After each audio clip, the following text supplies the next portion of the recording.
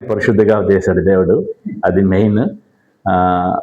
ఎందుకు ఎక్కువ చెప్పే కన్నా తక్కువ చెప్పి దేవుని మహిమపరచాలన్నదే నా యొక్క ఉద్దేశం. కానీ ఏ స్థితిలో నుండి ఏ స్థితిలోనికి దేవుడు నన్ను తీసుకొచ్చాడో దాన్ని బట్టి చెప్పడం ద్వారా దేవుని యొక్క నామానికి మహిమ, తర్వాత ఆయన స్తుతించడానికి అవకాశం ఉంటుంది.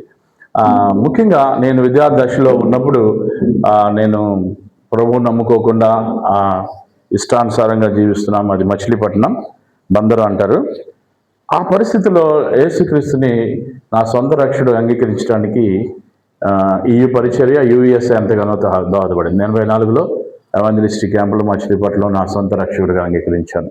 అప్పటి వరకు క్రైస్తవ కుటుంబంలో పుట్టినప్పటికీ యేసు ప్రభుని గురించినటువంటి సంగతులు పెద్దగా తెలిసేవి కాదు.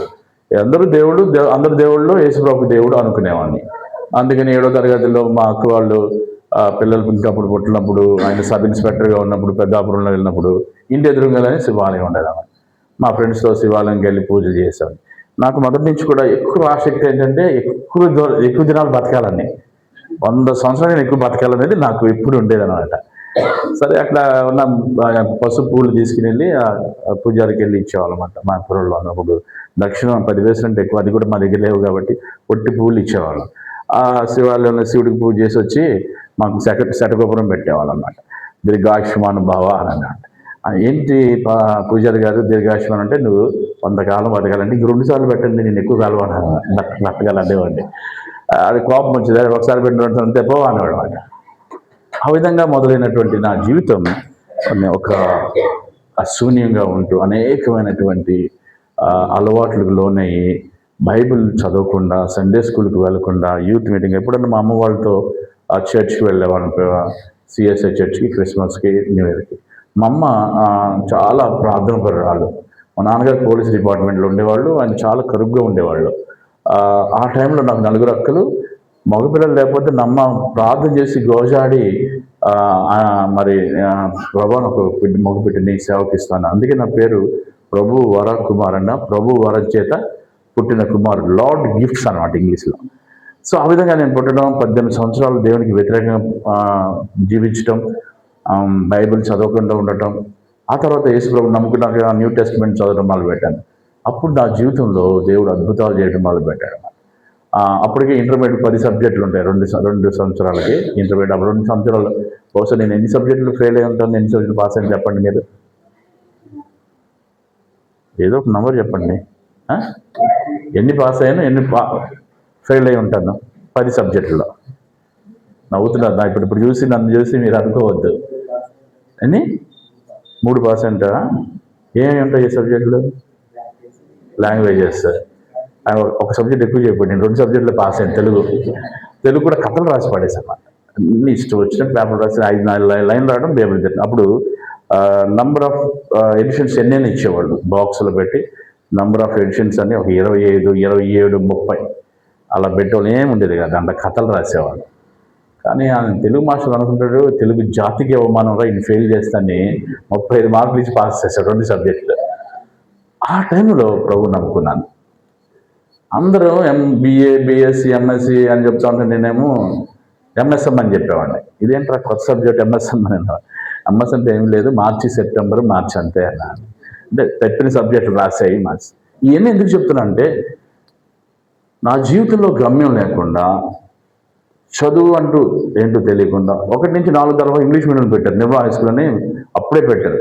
అప్పుడు టై అన్ని పెట్టారు, వేడి అన్నం పంపించేవారు. మా ఇంట్లో జవాన్ ఉంటే భోజనం టైంకి. నేను చదువుకొని తెలుగు మీడియంలో చదువుకుంటా అని చెప్పినప్పుడు సరే అక్కడి నుంచి ఇబ్బంది ఒక దుంపల బడిలో వేశారు. దుంపల బడి అంటే తెలుసా?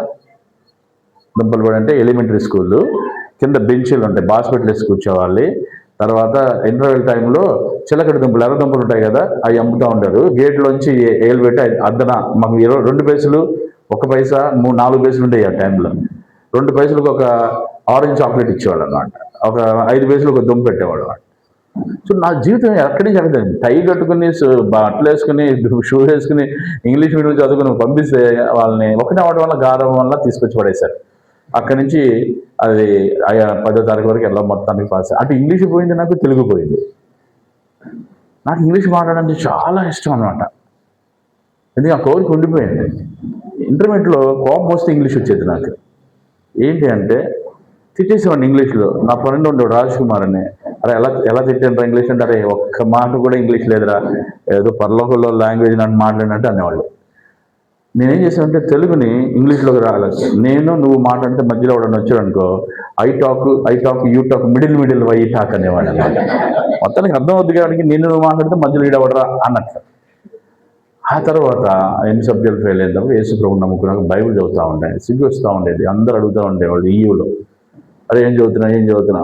అప్పుడు ఒకరోజు చాలా బాధతో వేదంతో ప్రార్థన చేస్తా దేవుని కాయిటం చదువుతుంటే 119వ దావీదు కీర్తన 130 వచ్చిన ద్వారా దేవుడు నాతో మాట్లాడాడు.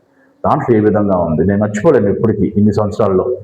ఆ వాక్యములు వెల్లడగుడుతోనే వెలుగు కలుగును, అది తెలివి లేని వారికి తెలివినిచ్చును. The revolution of word of God gives wisdom and knowledge for the simple అనమాట. అప్పుడు ఆ మాటలు పట్టుకుని దేవుని యొక్క ఎంకరేజ్ని పట్టుకుని చదవడం. అప్పుడు 8 సబ్జెక్టులు పాస్ అయిపోయాను, BA పాస్ అయ్యాను. తర్వాత దేవుడు భారాన్ని బట్టి నేను ప్రసాదరావు గారిని ఇప్పుడు బాపట్లలో ఇంజనీరింగ్ కాలేజ్లో ప్రొఫెసర్గా చేస్తాను. మేమిద్దరం మధ్యప్రదేశ్ వెళ్ళి అక్కడ చదువుకుని, అక్కడ హిందీ రాదు, అప్పుడు హిందీ నేర్చుకుని భారంతో చదువుకుని MA చేసి తర్వాత వచ్చి ఒక అన్య జనరాలైన నా భార్య ప్రభు నమ్ముకోవటం వల్ల క్రిస్మస్లో డాక్టర్ ఆ సంబంధం చూద్దాం చెప్పాను. ఆ తర్వాత క్లుప్తంగా చెప్పాలంటే లెక్చరర్ ప్రిన్సిపాల్గా పనిచేసి 2000 సంవత్సరం అప్పటికే 3 పిల్లలు పుట్టేశారు. మా అమ్మ వాళ్ళు నేను పెళ్లి చేసుకున్నప్పుడు కట్నం తీసుకోలేదని, కులం చూడలేదని, మా అక్క వాళ్ళందరూ ఏం సహాయం చేయలేదు ఆ టైంలో. పెళ్ళికి కూడా డబ్బులు లేవు నాకు. ఒక పక్క ₹1,00,000 అప్పించారు వడ్డీలతో, 10 రూపాయలు వడ్డీ మా నాన్న మా అమ్మగారు. అది భారంతో అది చూడలేక అటు వాళ్ళ అమ్మాయి వాళ్ళ నాన్న వదిలేశారు. పెళ్ళికే వస్తే కష్టం అనిపించిన టైంలో ప్రభు నాకు సహాయం చేసి అవి తీర్చుకుంటూ మళ్ళీ కొత్త రావడం. ఆ టైంలోనే దేవుడు 2000 సంవత్సరంలో సేవకి పిలిచాడు. ప్రభు 3 పిల్లలు, ఆర్థికంగా చాలా కష్టంగా ఉంది, తన MBBS పూర్తయింది అన్నప్పుడు దేవుడు నాకు చాలా విషయాలు నేర్పించి అప్పుడు 2000 సంవత్సరంలో రిజైన్ చేసి ఏమి లేకుండా ఖాళీ హస్తాలతో తమిళ్ తెలియకుండా తమిళనాడు వెళ్ళా. తమిళ్ తెలియదు అనేవాడిన. అదొక మాట తెలుసు, తమిళ్ తెలియదు అంటే. ఎందుకు ఈ మాటలు చెప్తున్నా అంటే, ఒక పనికి మాలినటువంటి ఇన్సిగ్నిఫికెంట్ ఎవరు కూడా గుర్తించలేని నా జీవితాన్ని దేవుడు అద్భుతంగా, ఆ తర్వాత వెళ్ళి తమిళనాడులో 14 సంవత్సరాలు సేవ చేశాను. తమిళ్ నేర్చుకుని దేవుడు అద్భుతాలు చేశారు. ఆ తర్వాత అటు శ్రీకాకుళం నుంచి నెల్లూరు వరకు సేవ చేశాను. తర్వాత చెన్నైలో 6 సంవత్సరాలు, ప్రస్తుతం బొంబాయిలో 3 సంవత్సరాల నుంచి సేవ చేస్తున్నాను. ఈ మాటలు ఎందుకు చెప్తున్నా అంటే, దేవుని యొక్క ఆ రక్షణ అనుభవాన్ని సంతోషించి ఆయన్ని స్తుతించడానికి దేవుడు సహాయం చేస్తాడు. సో దేవుని నామానికి స్తుతి నందం దాకా ఈ సమయంలో ప్రత్యేకంగా దేవుని యొక్క వాక్యాన్ని ధ్యానిద్దాం. నా జీవితంలో నేను చెప్పాను కదా, ఆ యొక్క వాక్యములు వెల్లడి అగుడుతుండే వెలుగు కలుగును, అది తెలివి లేని వారికి తెలివినిచ్చిందన్న మాట వల్ల MBA, MA, MPhil, PhD, తర్వాత MDiv, మాస్టర్ ఇన్ డివినిటీ అది చేసి ఆర్డినేషన్ చేశారులే. రెవరెండ్ అంటారు, అది ఎవరికి చెప్పను నేను.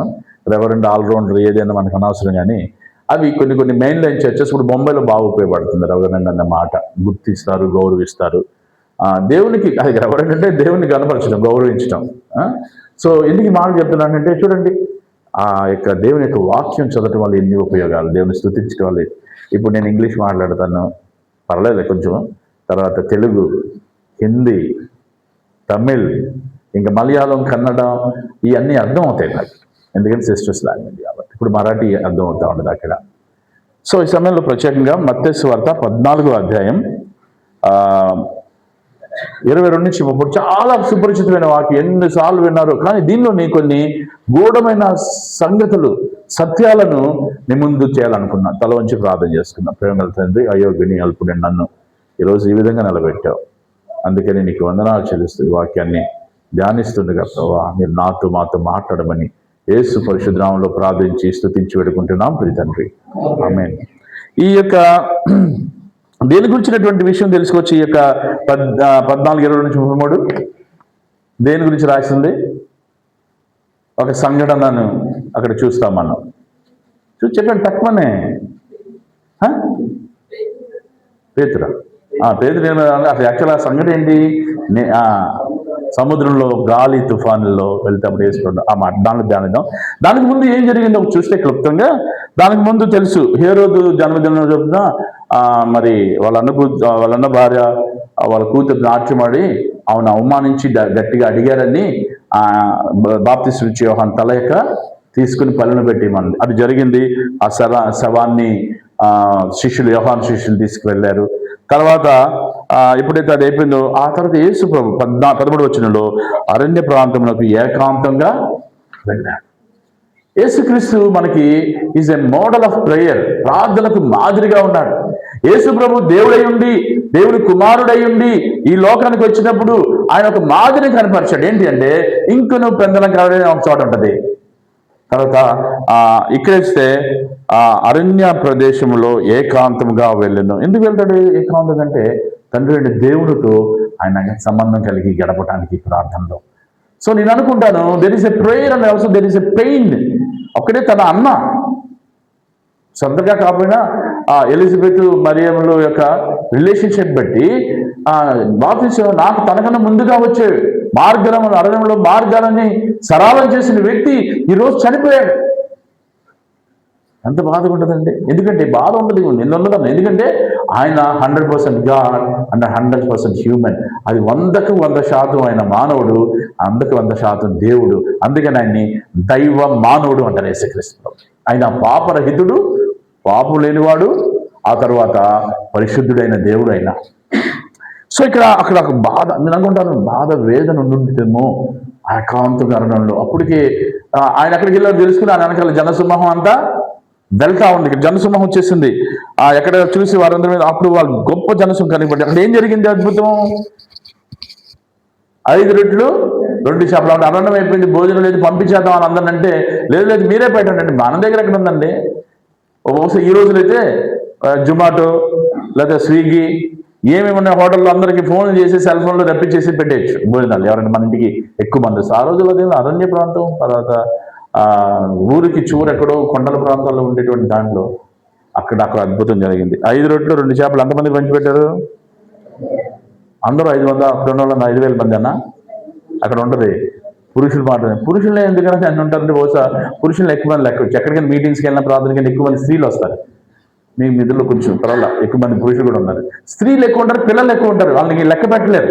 సో వాళ్ళు లెక్క పెట్టడానికి అంతమందికి లేక ఒక 5 మంది పురుషులను లెక్క పెట్టేసి, ఎందుకంటే వాళ్ళంతా పంక్తుల్లో కూర్చున్నారు కాబట్టి.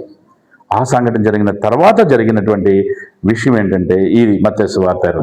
సో వెంటనే జనసమూహం తాను పంపివేయనంతలో తన శిష్యుల ధోని ఎక్కి తనకంటే ముందుగా అద్దరికి వెళ్ళవలనని ఆయన వారిని బలవంతం చేశాను. ఆయన జనసమూహం పంపివేసి ప్రార్థన చేయుటకు ఏకాంతముగా కొండకెక్కి. ఎందుకని ఏకాంతంగా వెళ్తా ఉన్నాడు? కొండలు ఎందుకుంటాయి? అక్కడ జనసంచారం లేనటువంటి ప్రదేశం. అక్కడ ఎక్కడ కూడా ఎవరు డిస్టర్బ్ చేయలేనటువంటి ప్రదేశం. ప్రియమైన వాళ్ళారా, యేసు ప్రభు తెల్లవారుజామున వీళ్ళందరినీ ముందు పంపించేశారు. ఆ తర్వాత అప్పటికి దూరంగా అంటే మధ్య దానికి వెళ్ళిపోయింది, సముద్రం మధ్యలో గాలి ఎదురైనందున అలలు కొట్టబడిచిండు. రాత్రి 4వ జామున ఆయన సముద్రం మీద నడుచుతూ వారి యుద్ధకు వచ్చాను.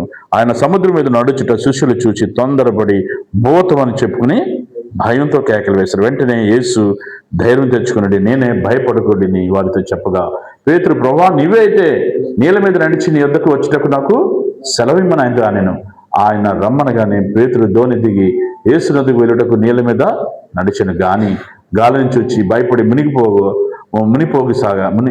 మునిగిపోసాగి ప్రభువా నన్ను రక్షించమని కేకలు వేశాను. వెంటనే యేసు చేయి చాపి అతన్ని పట్టుకుని విశ్వాసి ఎందుకు సందేహపడుతామని అతను చెప్పాను. వారు ధోని ఎక్కినప్పుడు గాలి అణిగెను.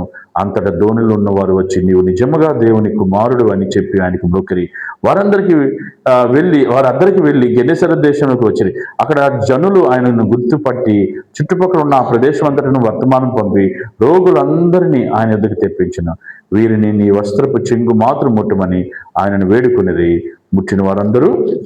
ప్రియమైన వాళ్ళరా, దేవుడు అద్భుతాలు. ఏసి ఎక్కడికి వెళ్తే అక్కడ అద్భుతాలు. ఈ రోజు నేను ఈ యొక్క తలంపు ఏంటంటే ఈరోజు ధ్యానానికి hidden blessings in the storms of life, అనగా తుఫానులను ఎదుర్కొంటున్న జీవితంలో దాగి ఉంచినటువంటి ఆశీర్వాదాలు. తుఫాను ఎదుర్కొని పెద్ద గాలి, అలాంటి భయంకరమైన తుఫాను బహుశా వీళ్ళు ఎప్పుడు చూసుండకపోవచ్చు. అలాంటి తుఫానుల్లో వాళ్ళు ఎదుర్కొంటున్నటువంటి జీవితంలో దాగి ఉంచిన ఆశీర్వాదాలు ఇక్కడ మనం చూడుతూ ఉన్నాం. సో యేసుప్రభు వాళ్ళందరినీ ముందుకెళ్ళమన్నారు. 22వ వచనంలో ఏముంది? ఆయన వెంటనే ఆ జనసమూహం తాను పంపివేసి నంతలో తన శిష్యులు దోణెక్కి తనకంటే ముందుగా ఇప్పుడు ఎవరిని పంపించారు? వీళ్ళని ఎవరు పంపించారు? యేసుప్రభువే పంపించాడు. మీరు వెళ్ళండి, నేను వస్తానని. వీళ్ళు వెళ్ళిపోయిన దాంట్లో ఐదుగురు. So because they have been commanded of the Lord, దేవుని చేత ఆజ్ఞాపింపబడి వెళ్ళారు వీళ్ళు. యేసు ప్రభు చేత ఆజ్ఞాపించి వెళ్ళారు, కానీ వాళ్ళు సొంతంగా వెళ్ళారు. సో ఇప్పుడు ఇక్కడ ఏమి ఎదురైంది? గాలి ఎదురైంది. ఇప్పుడు ఈ యొక్క గాలికి 24 వచ్చింది. 24లో ఏముంటది? అప్పటికి ధోని దరికి దూరంగా గాలి ఎదురైనందున అలలు కొట్టబడి ఉంచినందు. గాలి ఒక పక్కన, ఒక పల రోదనతో ఆ అలలు శబ్దము, గాలి ఎదురైపోయింది. ఆ తర్వాత అలల చేత కొట్టబడుతుంది ఆ యొక్క నావ, లేకపోతే ఒక చిన్న బోటు, షిప్ అనుకుందాం. షిప్ కూడా కాదు, ఒక నావ, ఒక పడవ. ఎంతమంది ఉన్నారు అక్కడ? 12 మంది ఉన్నారు.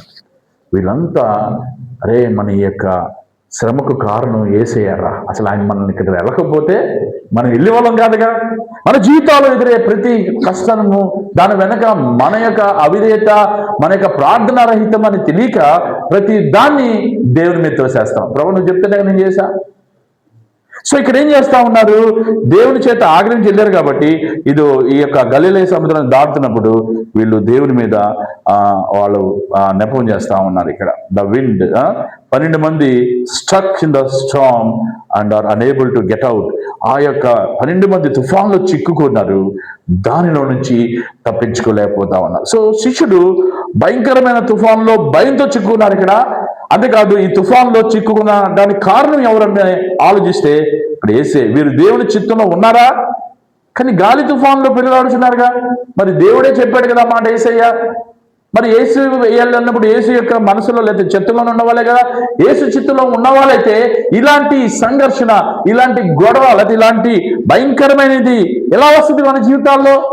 చాలా మంది అంటారు, నేను సేవ చేయటం దేవుని చిత్తమంటావా? రిజైన్ చేయడం దేవుని చిత్తమంటావా? ఇలాంటి కష్టాల్లో, ఆ యొక్క ఫైనాన్షియల్ ప్రాబ్లంలో, ఆర్థికమైన ఇబ్బందుల్లో, ఇలాంటి ఇబ్బందులు రావడానికి గల కారణం యేసయ్యే కదా, దేవుని చిత్తమే కదా అని ఇక్కడ మరి వీళ్ళంతా అనుకుంటారు. సో మనం కూడా జీవితంలో ఎలాంటి పరిస్థితులు, ఎన్ని ఎదురయ్యే పరిస్థితులు మనం ఆలోచించి వస్తాయా? మనకు చెప్పొస్తాయా?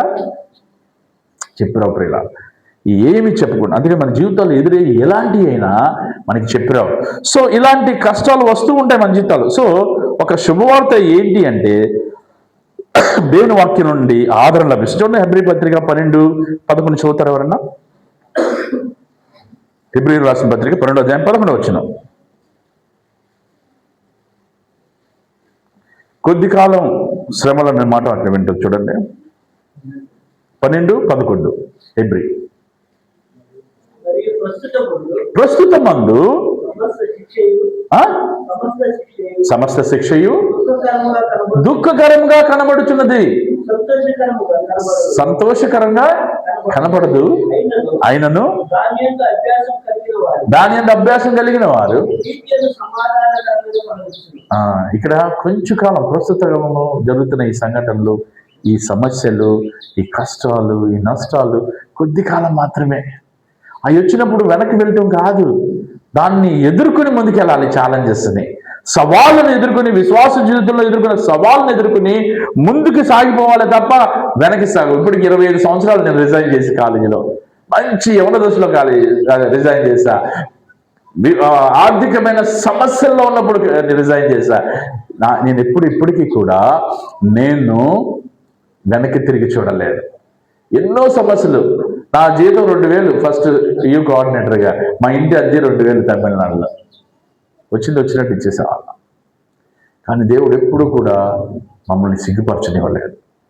3 పిల్లలు, వాళ్ళకి బ్రేక్ఫాస్ట్ అంటే ఉదయం టిఫిన్ పెట్టలేము, ఎందుకంటే డబ్బులు లేవు కాబట్టి.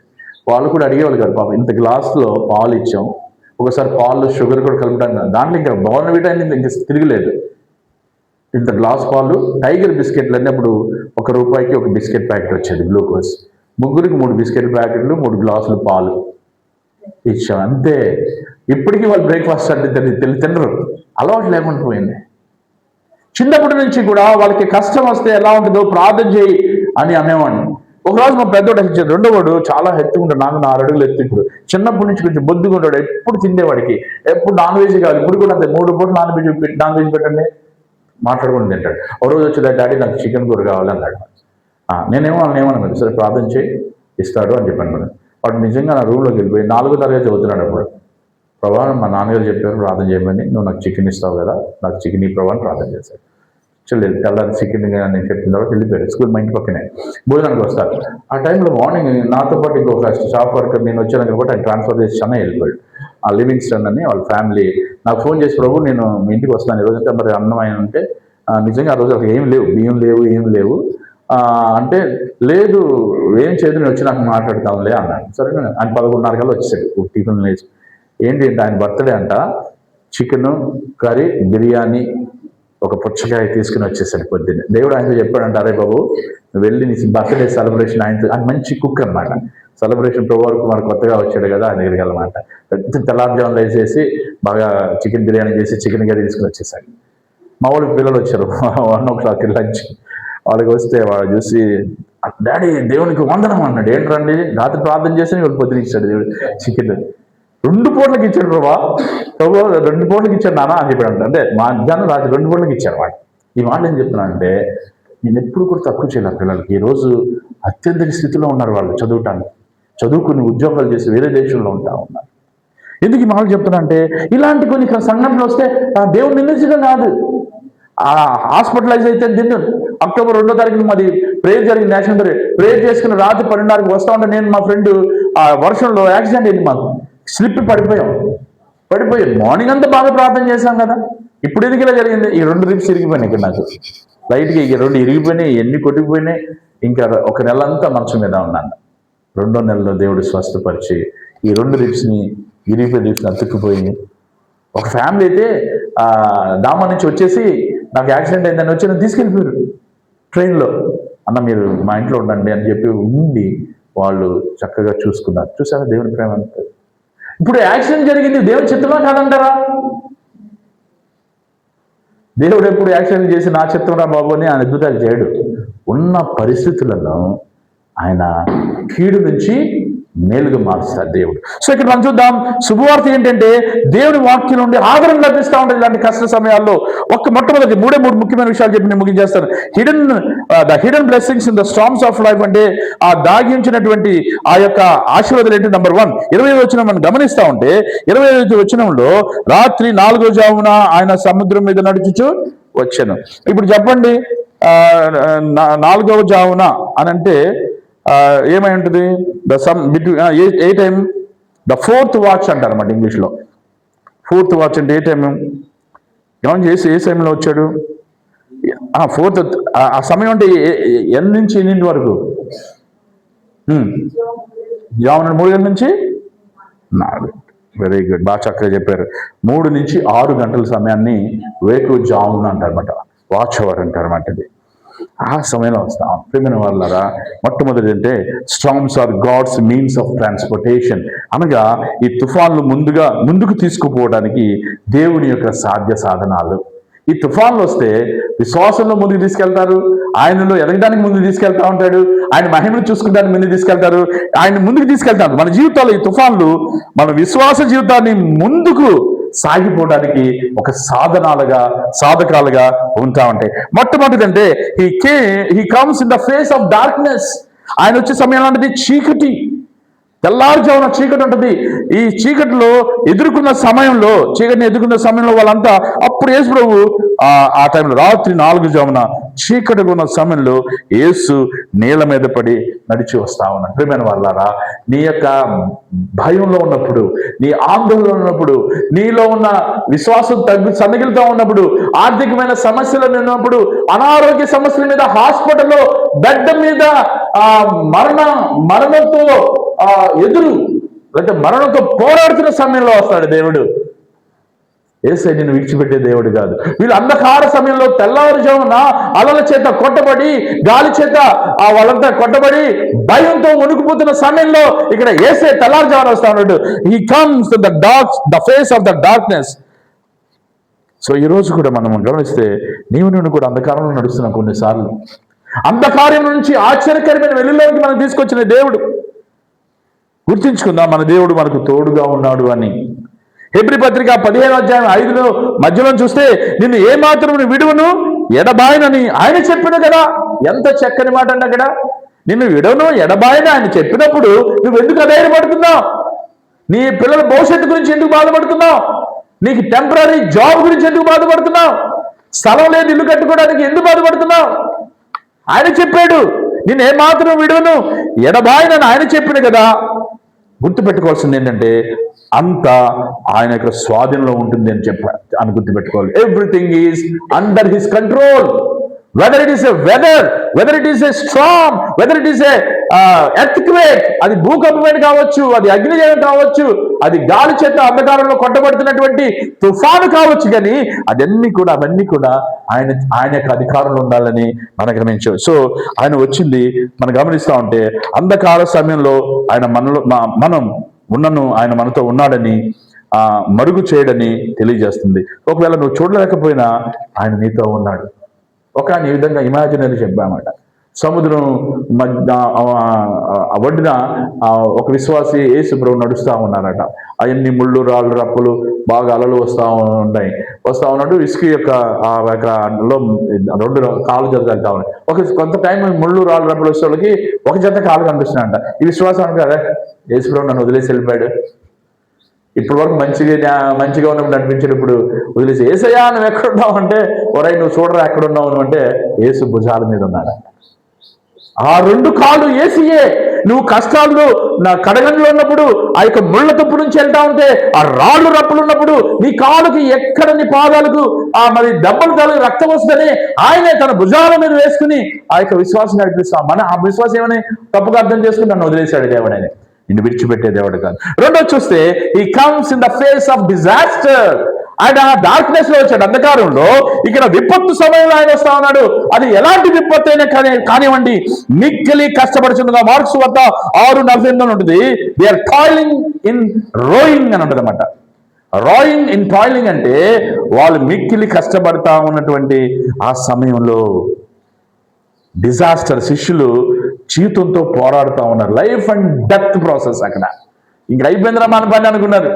బతుకుంటే బస్టాండ్లో బఠానీలని అమ్ముకుని బతకొచ్చు, కానీ ఇదేంట్రా ఆయన మాట చెప్పున వస్తే ఈ తుఫాన్లు నడి సముద్రంలో ఇరుక్కుపోయి తుఫానుకి గురి అయిపోయామని ఎంత బాధపడుతున్నారో వాళ్ళు. తుఫానుకు వ్యతిరేకంగా శిష్యులన్నీ ఆశలు వదులుకున్నారు. ఈ తుఫాన్లో కష్టపడుతూ మన జీవితాల్లో కూడా యుద్ధాలు ఓడిపోతున్న సమయాల్లో దేవుడు వస్తాడు. పోరాటం మన జీవితం ఎప్పుడు కూడా మనది మంచి యొక్క రెడ్ కార్పెట్ కాదు. విశ్వాసి యొక్క జీవితంలో కష్టాలు నష్టాలు ఎదుర్కోవాలి, అవమానాలు నిందలు. ఏ సమయంలో ఏమొస్తుందో మనకు తెలియని సమయంలో, ఇలాంటి విపత్తు సమయంలో వీళ్ళిద్దరూ కూడా మరి మన జీవితంలో కూడా వస్తాయి. ఓడిపోతున్నాం మనం. We are in the battlefield, we are not in the playground, we are in the battlefield అంటాడు ఒక ఆయన. మనం ఆటలాడుకునే స్థలంలో మైదానంలో లేము, యుద్ధ భూమిలో ఉన్నాం.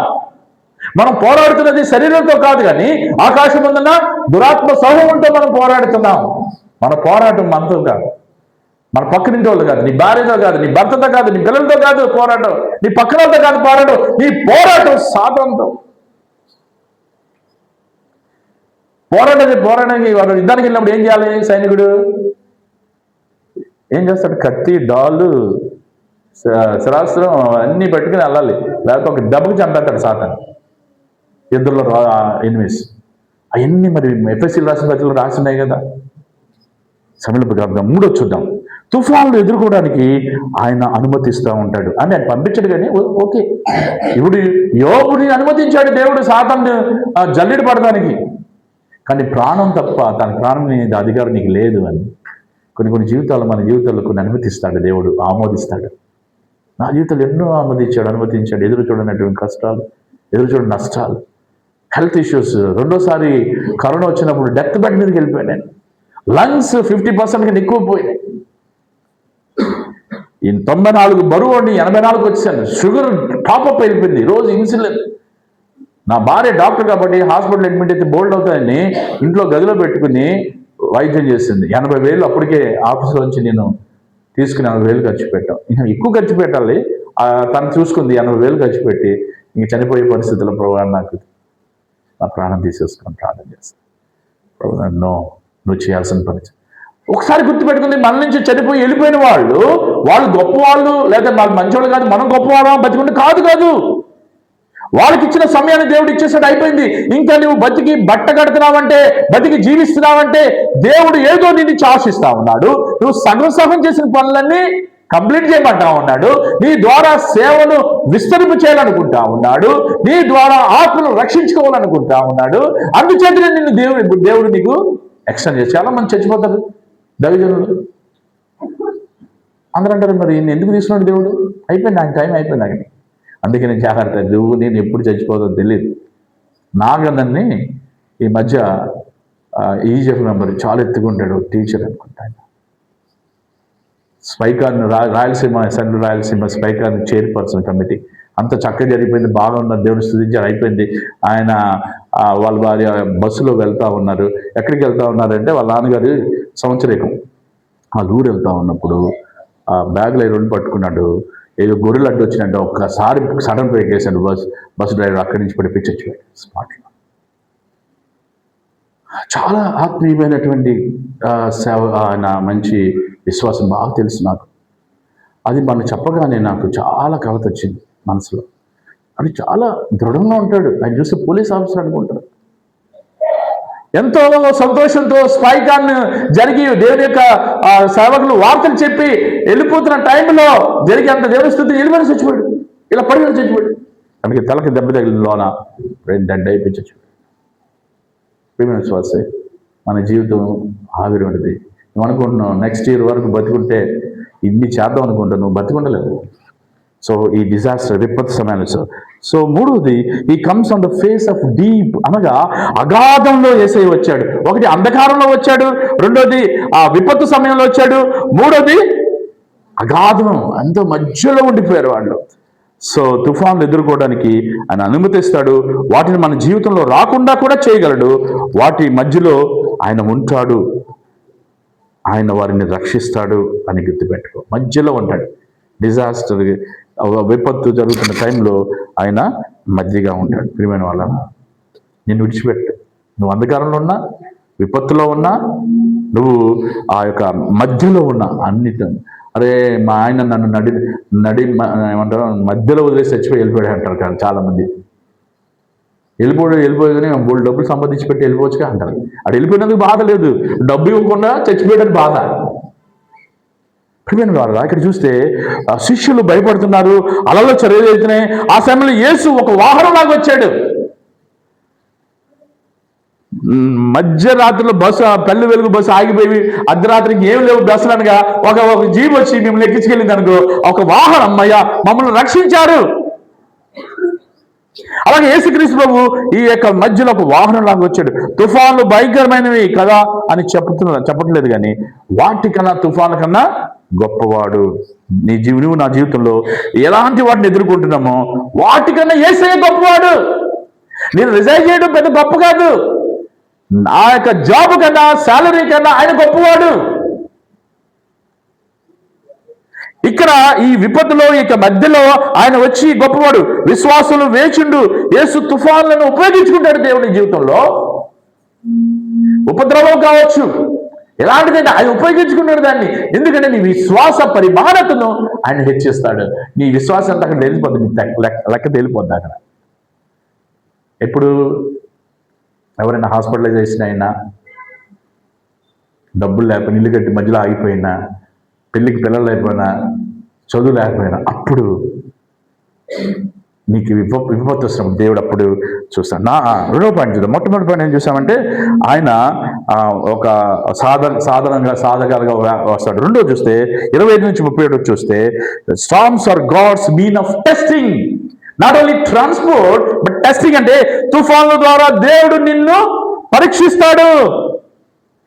నీ విశ్వాసాన్ని స్కేల్ చేస్తాడు. అప్పుడు వరకు నీకున్నటువంటి విశ్వాసం ఎంతదో చూస్తాడు.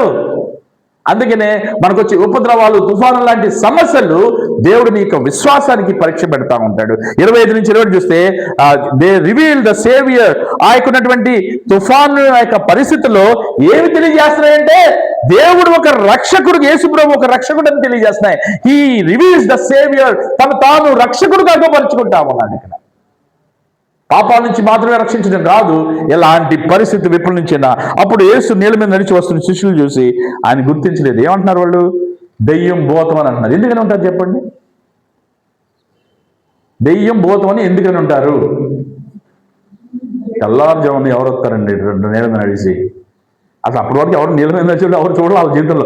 వాళ్ళు ఎప్పుడు కూడా మత్స్యకారులు, సముద్రాలు తెల్ల రాత్రి అంతా పడతారు. అప్పుడు అర్ధరాత్రి నది సముద్రంలో ఎవరన్నా మనుషులు వస్తారా? యేసుప్రభు చక్కగా నడుచుకుంటూ వస్తుంటే చూసి ఒకడు భూతం ఉన్నాడు అంతే. అందరూ కూడా భూతం భూతం అని భయపడి వణికిపోతా ఉన్నారు. కేకలు. దేవునికి వందనాలు. యేసు సమాధాన శక్తి అనే సందేశంతో వస్తా ఉన్నాడు. ఇక్కడ భయంతో ఉన్న శిష్యులకు సమాధానం అని చెప్తా ఉన్నాడు. వాళ్ళ దగ్గరికి వచ్చేసాడు. Peace be with you. గందరగోళంగా ఉంటున్నటువంటి శిష్యులకి యేసయ్య అంటున్నాడు, నీకు సమాధానం కలుగును గాక. ప్రియమైన వారలారా, మనం కూడా చాలా భయంతో ఆనందంలో ఉన్నప్పుడు ఆయన సమాధానం ఇచ్చేవాడు. ఆయన వచ్చింది ఎలా వచ్చాడంటే ఆయన ఒక రక్షకుడిగా వచ్చాడు. The reveal the saviour. ఆ సేవియర్ రక్షకుడిగా తను ఇచ్చినటువంటి సందేశం ఏంటి తెలుసా? సమాధానం అనే సందేశం. Peace be with you. తుఫానుల మధ్య యేసు వారికి తన శక్తిని, దేవుని కుమారుడిగా సమాధానం ఇస్తా ఉన్నాడు. సమాధానం కలుగునగా. ఎంతో మంది సమాధానం లేక, సంతోషం లేకుండా నీరు కారిపోయినటువంటి దినాల్లో యేసే అంటున్నాడు, నీకు సమాధానం కలిగి. సమాధానం కొరకు వెనకాల పడుతుంటుంది. మందు తాగడం, వ్యభిచారం, సినిమాలు. మేమేం చూడలేదులేండి సినిమాలు, మేము చూసేది ఓన్లీ రీల్స్ అని అంటున్నారు ఈరోజు యూత్. ఆ రీల్స్ కూడా 5 నిమిషాలు చూస్తే ఆ పనికిమాలిన జోకులు అన్నీ కూడా అబద్ధాలని తెలుసు, వాళ్ళు నటిస్తున్నారని తెలుసు. చూసి 5 నిమిషాలు పడితే 3 గంటలు అయింది ఆ రీల్స్ చూడడానికి. అయ్యారు నేను దేవుని మాత్రమే చూస్తాను అయ్యానండి, దేవునికి సంబంధించిన మాత్రమే చూస్తాను. Time waste. ఇక్కడ అలాంటి సమాధానం. రెండోది మెసేజ్ ఆఫ్ పవర్. ఎలాంటి సందేశం? నేను శక్తి గల దేవుడు అని చెప్తా ఉన్నాను. అందుకనే నీళ్ళ మీద నడిచేటువంటి ఆ అనుభవాన్ని తీసుకొస్తాను. సో ఈ తుఫాన్లు దేవుని యొక్క శక్తిని తెలియజేస్తానని ఆయన మన దగ్గరికి వస్తున్నప్పుడు నిరీక్షణ అనే సందేశంతో వస్తున్నాడు. నాట్ ఓన్లీ పీస్, నిరీక్షణ వస్తున్నాడు. ఆ రాత్రి తుఫాన్లు చిక్కున్న శిష్యులు ఆయన నిరీక్షణతో కూడిన సందేశం, హోప్. అరే బాయ్, నువ్వు చచ్చిపోవు, ఇక్కడ నేను ఎలా చచ్చిపోనిస్తాను, నిన్ను ఎలా ముగిదిపోదిస్తాను, నేను వస్తానని చెప్తాను. ఒకటేమో మెసేజ్ ఆఫ్ పీస్, రెండోది మెసేజ్ ఆఫ్ పవర్, శక్తితో, మూడోది మెసేజ్ ఆఫ్ పొటెన్షియల్, అంటే బలవంతుడైన దేవుడని తెలియజేస్తా ఉంది. ఆయన శక్తివంతుడైన దేవుడని, సముద్రం మీద అధికారం ఉందని, సముద్రం మీద నడిచేటువంటి నడిచినప్పుడు ఎవరు నడవలేనటువంటి ఆ యొక్క శక్తి కలిగిన దేవుడు అంటున్నాడు, ఐఎమ్ ఎ పొటెన్షియల్ గాడ్. నేను బలవంతుడైన దేవుడిని అని చెప్తున్నాడు. సర్వాధికారం పరలోకంలోనూ భూమి మీద ఇవ్వబడిందని చెప్తున్నాడు. భయపడకుడి ఆయన ఆజ్ఞయిస్తామన్నాడు. భయపడద్దు, ఇక మీదట మీకు భయం ఉండదు. భయపడద్దు అనేది 365 సార్లు ఉన్నాయని చెప్తాను బైబిల్. రోజుకు ఒక భయపడదని promise. So faith and fear will not walk together అంటారన్నమాట. విశ్వాసము భయము రెండు కలిసి ఉండదు. అయితే విశ్వాసం ఉండాలి, అయితే భయం ఉంటే విశ్వాసం ఉండదు, విశ్వాసం ఉంటే భయం ఉండదు. అందుకని చాలా మంది ఏమైనా సమస్యలు వచ్చిన భయం వస్తే విశ్వాసం ప్రార్థన చేయలేరు. ఎందుకంటే భయం, ఆందోళన. మన జీవితాలు ఆయన స్వాధీనంలో ఉన్నాయని గుర్తించాలి. ఆయన దేవుడు సర్వాధికారులు కలిగి ఉన్నాడని దేవుడు చెప్పాలి. ఆయన నమ్మాలి, ట్రస్ట్. ప్రియమైన వాళ్ళారా, నేను ఊహించిపోతా ఉన్నాను. ఆయన రెండో చూస్తే 28 నుంచి 20 వచ్చినాడు ద రిఫైన్ సెయింట్. ఆయన ముందు ఏం చెప్పామంటే ఆయన దే రివీల్ ద సేవియర్. ఆయన తాను రక్షకుడిగా అగపరుచుకున్నాడు. రెండోది దే రిఫైన్ ద సెయింట్, అనగా పరిశుద్ధులను మెరుగుపరచడానికి, శుద్ధి చేయటానికి ఇలాంటి తుఫాను లాంటి పరిస్థితులు నీకుండా అనుమతిస్తాడు దేవుడు. మేలిమి బంగారం అవ్వాలంటే ఏం చేయాలి? కూటమిలో వేసి కాల్చి కాల్చి కాల్చి కాల్చి కాల్చి దాంట్లో ఉన్న మలినం అంతా మట్టి అంతా పోతే అప్పుడు మేలిమ బంగారం అవుతా ఉంటుంది. ఒక ఆయన అన్నాడంట, దేవుడు ఎలాంటి శోధనలు ఇస్తాడంటే, ఎంతవరకు ఇస్తాడంటే, ఆయన బంగారంలో మేలిలో కాల్చి వేసిన తర్వాత ఆ నీ ప్రతిబింబం దాంట్లో కడిపోయినట్టుగా అంత కాలుస్తాడండి దేవుడు. అంతగా నిన్ను శ్రమల గుండా పోనిస్తాడు, అడవుల్లో పోనిస్తాడు, అంధకారంలో పోనిస్తాడు, విపత్తుల్లో పోనిస్తాడు. నా జీవితంలో ఎన్నో అలాంటి సమస్య గుండా పోతున్నప్పుడు నన్ను రిఫైన్ చేశాడు దేవుడు, నన్ను శుద్ధీకరించాడు, పరిశుద్ధిగా చేశాడు, నా విశ్వాసాన్ని మెరుగుపరిచాడు. తుఫాన్లు మంచివే, ఆ యేసు యొక్క శక్తి వంతుడని తెలియజేస్తా ఉంటుంది. ఏంటి బ్రదర్, మీరు గుండె నొప్పి వచ్చి హాస్పిటల్లో ఉంటే అది మంచిదే అంటారు. ఏంటంటే మంచిదే. ఎందుకు? దేవుడు నిన్ను పరిశుద్ధునిగా చేస్తా ఉంటాడు. సో పేతురు విధేయత చూపించాడు, తెలుసు మనందరికి. పేతురు యేసుతో కూడా సముద్రం మీద నడవాలనుకున్నాడు, కోరిక నడిచాడు. తుఫాన్ని ఈ తుఫాన్ని శాసించాడు. అప్పుడు నెమ్మదైపోయింది. తుఫాన్లు మన విశ్వాసాన్ని బలపరుస్తాయి. తుఫాన్లు అంటే ఇక్కడ మనం అర్థం చేసుకోవాలంటే శ్రమలు, కష్టాలు, నిందలు. కష్టం మనం దేవునితో బలపడేటట్టు, ఈ కష్టాలన్నీ దేవుని బలపడేటట్టు చేస్తూ ఉంటాయి. సో పేతురు నీళ్ళ మీద నడిచినప్పుడు అనుకున్నాడు, యేసు వైపు తన దృష్టిని సముద్రం మీద తీసుకున్నాడు, మునిగిపోయాడు. సో మన దృష్టి యేసు వైపు నుంచి ఈ లోకం వైపు అయిపోయాడు. వర్డ్ నుంచి ఓల్డ్కి, అంటే వాక్యాన్ని నుంచి ఈ లోకం వైపు తిప్పేవో ఈ పని. అది ఎంతకాలం అయితే మనం ఉదయకాలం క్వైట్ టైం చేసుకుని ఉదయకాలం లేచి దాన్ని కొంతమంది వారానికి ఒకసారి చేసుకుంటా ఉంటారు. కొంతమంది క్యాలెండర్ క్రిస్టియన్స్ ఉంటారు. క్యాలెండర్ క్రిస్టియన్స్ అంటే తెలుసా? Not not against calendars. మా ఇంట్లో కూడా అన్ని చర్చి వాళ్ళు క్యాలెండర్స్, యూఎస్ఏ క్యాలెండర్స్ ఉంటాయి. ఉదయం లేచి ఆ వాక్యం చూసి, ప్రభా నీకు వందనాలు, నీకు స్తోత్రం అని చెప్పి వెళ్ళిపోతాడు. ఆ వచ్చింది అది ఆ రోజు వచ్చింది. అదేం కాదు. ఒక ఇడ్లీ తిని రోజంతా బతకగలరా? అదేంటో ఇడ్లీ తిన్న రోజున ఎక్కువ ఆకలిస్తుంది నాకు, ఎందుకంటే త్వరగా అరిగిపోద్ది కాబట్టి. వాళ్ళనే క్యాలెండర్ క్రిస్టియన్స్ అంటారు. అది కాదు. ఉదయం లేచి ఆయన సన్నిధిలో బైబిల్ చేసి ప్రార్థన చేసి, ఈరోజు నాతో ఏం మాట్లాడబోతున్నాను ప్రభావ, అనుభవం ఉందా? ఇప్పుడు చూస్తే 3వ చెట్టు ముగించేస్తాను. సో మన అనేక విషయాల్లో పడిపోతూ ఉన్నప్పుడు యేసుని జ్ఞాపకం చేసుకున్నప్పుడు ఆయన మన దగ్గర తీసుకొని బలపరిచేవాడు ఉంటాడు. మన జీవితాలు అలజడి, తుఫాన్లు దేవుని స్వాధీనంలో ఉంటాయని తెలుసుకోవాలి. God allowed the situation and he will be control over that situation. ఒక పరిస్థితిని దేవుడు ఆమోదిస్తే ఆయన దాని మీద అధికారం ఉంది. సముద్రాన్ని సృష్టించిన దేవుడు, ఆయన మీద అధికారం ఉంది. ఆకాశాన్ని సృష్టించిన దేవుడు, అది మనుషుల్ని సృష్టించిన దేవుడు, మన మీద ఆయనకి అధికారం. చివరిది చూస్తే storms are God means of testimony, అనగా ఈ తుఫానులు దేవుని యొక్క సాధనాలు. ఆయన సాక్ష్యాన్ని మన సాక్ష్యం కాదు, ఆయన సాక్ష్యాన్ని తెలియజేస్తా ఉంది. ఆయన ఎవరు? ఒకటేమో ట్రాన్స్పోర్టేషన్ అన్నాం, ఆయన సాధకాలు మార్గాలు, ఒక వాహనంలాగా వస్తాడు మధ్యలో ఉన్నప్పుడు. రెండోది టెస్టింగ్, పరీక్షిస్తాడు నీ విశ్వాసాన్ని. చివరిది టెస్ట్ మనీ, అనగా ఆయన శక్తిని తెలియజేస్తున్నాయి. టెస్టిఫైయింగ్ హిస్ పవర్, ఆయన అలాంటి శక్తి గల దేవుడు. తుఫాన్లు ఆయన చిత్తాన్ని నెరవేరుస్తాయి. ఒకసారి బ్రదర్, మా జీవితంలో ఇలాంటి సమస్య రాకపోతే నేను అలా పెళ్లి చేసుకునేవాడిని కాదు అంటాడన్నమాట ఆయన. నేను ఆ సమస్యలు ఫోర్స్ చేసినే నేను అమ్మాయిని పెళ్లి చేసుకోవడానికి. అది దేవుని చిత్తం. ఇద్దరు విశ్వాసలే ప్రార్థన చేస్తున్నారు, కానీ లేట్గా ఉన్నాయి. ఒక ప్రాబ్లం వచ్చింది, ఒక తుఫాన్ వచ్చింది, ఇంకా ఒక సమస్య వచ్చింది, నా ఉద్యోగాన్ని రిజైన్ చేయాల్సిన పరిస్థితి ఏర్పడింది. నువ్వు గనక ఆయన చెప్పిన మాట విన్ని విధేయత చూపి చేయకపోతే మెడబెట్టుకుని తోస్తాడు అక్కడి నుంచి దేవుడు. నేను 1 year రిజైన్ చేయాల, ప్రిన్సిపల్ నుంచి రిజైన్, లెక్చర్గా డైలీ అవర్స్ చేద్దామని అనుకున్నాను. అంతే మెడబెట్టి గండిసండి అన్న. పోనీ అది ఉంది కదండి, నేను ఒక పెద్ద బిజినెస్ పెట్టుకున్నాను, పెద్దదేం కాదు, ఒక హోటల్ పెట్టుకున్నాను. అది బాగా వస్తే ఆ సేవలో వాడుకోవాలనుకున్నాను, కానీ అది జీరోని చేసేసి మొత్తం అమ్మేసేసి ఎంటీ హ్యాండ్స్తో సేవకి వెళ్ళిపోయాడు. God want men, not money. దేవుడికి డబ్బులు అక్కర్లేదు. సో నువ్వు గనక ఆ మన స్వరం వినకుండా నీ ఇష్టానుసారంగా, నీ ఇష్టంతో, నీకు ఆలోచనతో, నీ ప్రకారంతో నువ్వు వెళ్ళొద్దు. దేవుడు వెళ్ళమంటే వెళ్ళు.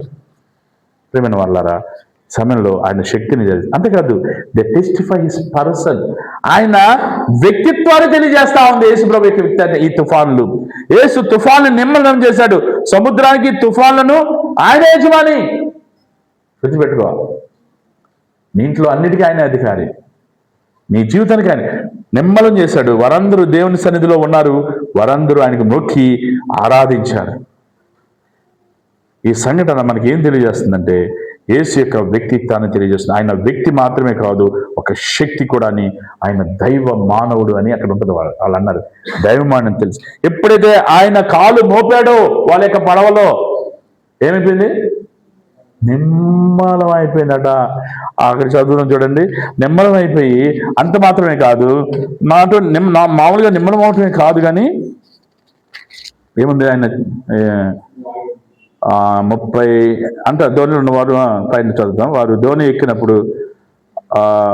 ధోని ఎక్కినప్పుడు గాలి అణిగెను. అంతటా ధోనిలో ఉన్నవారు వచ్చి నువ్వు నిజముగా దేవుని కుమారుడు అని ఏం చేశారు? మొక్కినంటే ఆరాధిస్తా ఉన్నారు. They are worshiping God. You are not ordinary god, you are extraordinary supernatural god నువ్వు.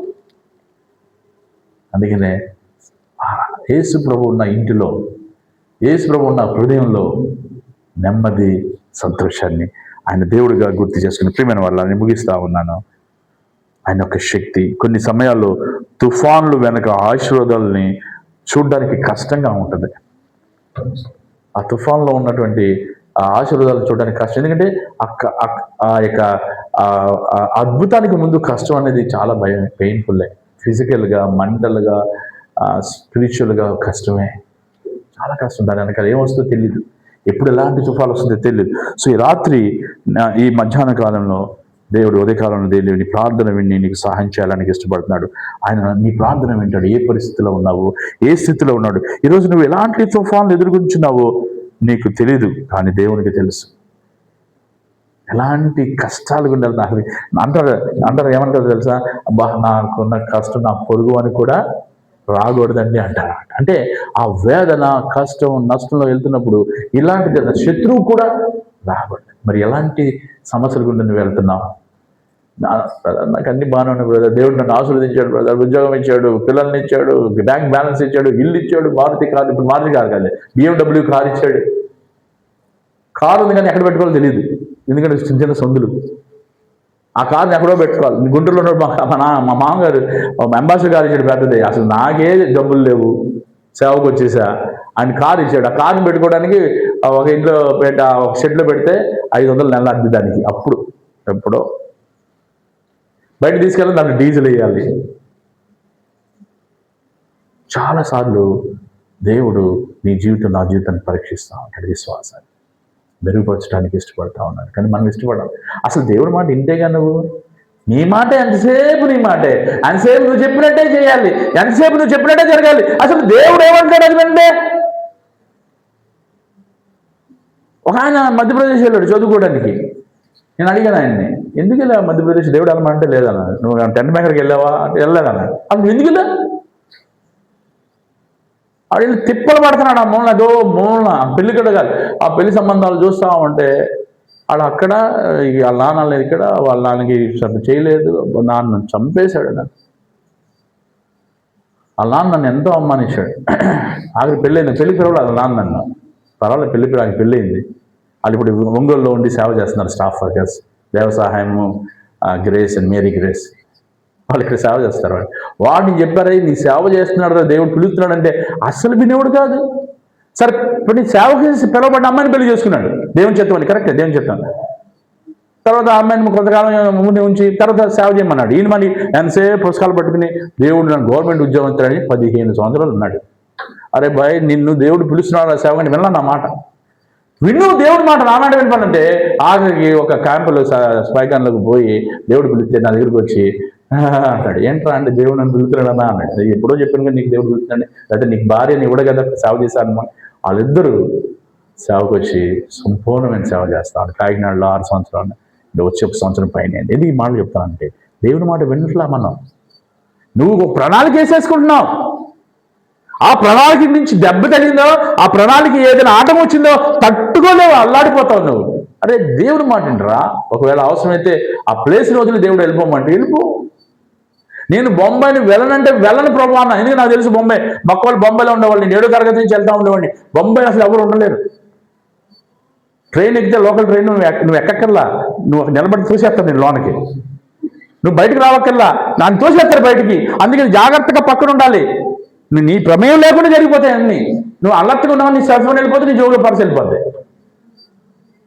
ఏంటి, బ్యాగ్ కూడా వెనకాల పెట్టుకుని కూడా ముందు తగిలించుకోవాలి. ఎందుకంటే బ్యాగ్ లాక్కుంటా ఉంటుంది వెనకాల నుంచి, ఎక్కడ పడిపోతుందో తెలియదు. ఇవన్నీ చూసి నాకెందుకు ప్రభువా, నాకు బొంబాయి వద్దు, చెన్నైలో బాగుందంటే తీసుకెళ్ళి బొంబాయి. అందుకే దేవుణ్ణి అడగమాకండి, నేను అక్కడికి వెళ్ళను ప్రభువా, ఆ అమ్మని చేసుకుని ప్రభువా, ఆ సేవ చేయను ప్రభువా, ఆ ఊరు అంతకనే వెళ్ళను ప్రభు అన్నావో నిన్ను అక్కడికే తీసుకెళ్తాడు. ప్రభువా నాకు శోధన వద్దన్నా శోధన తీసుకొచ్చేస్తాడు. జాగ్రత్త సుమా, దేవునికి నువ్వు అల్టిమేట్ ఇవ్వద్దు. ఈ ఉదయకాల సమయంలో ప్రభు నీతో నాతో మాట్లాడుతుంది. తుఫాన్లు దేవుని యొక్క సాధకాలు ముందుకు నడిపిస్తాయి. తుఫాన్లు ద్వారా దేవుడు నిన్ను పరీక్షిస్తాడు, టెస్టింగ్. తుఫాన్లు దేవుని యొక్క సాధనాలు ఆయన యొక్క సాక్ష్యాన్ని తెలియజేస్తాయి. And his transportation, testing and testimony. తలవంచి ప్రార్థన చేసుకున్నాం. దేవుడు నీతో మాట్లాడుతున్నాడు, ఆ సమయంలో నాతో మాట్లాడుతూ ఉన్నాడు. నేను ఎప్పుడు ప్రిపేర్ చేసి ప్రసంగాన్ని గురించి మాట్లాడుతూ ఉంటే, రీసెంట్గా నేను మా సంఘాన్ని కోసం ప్రిపేర్ అవుతున్నటువంటిది ఇది కొంత ప్రిపేర్ అయ్యి కొంత చెప్పాను, మళ్ళీ ఇంకో కొంత ఈరోజు మీకోసం నేను చెప్పడానికి దేవుడు సహాయం చేశాడు. ప్రియమైన విశ్వాసి, దేవుని నువ్వు నిందిస్తున్నావా? దేవుని బ్లేమ్ చేస్తున్నావా? దేవుడు నీకు కీడు తీసుకొస్తాడా? దేవుడు కీడు వస్తే దేవుడు కాదు. అయినా ఈ సమయంలో ప్రార్థన చేసుకుందాం మనం. ప్రభువా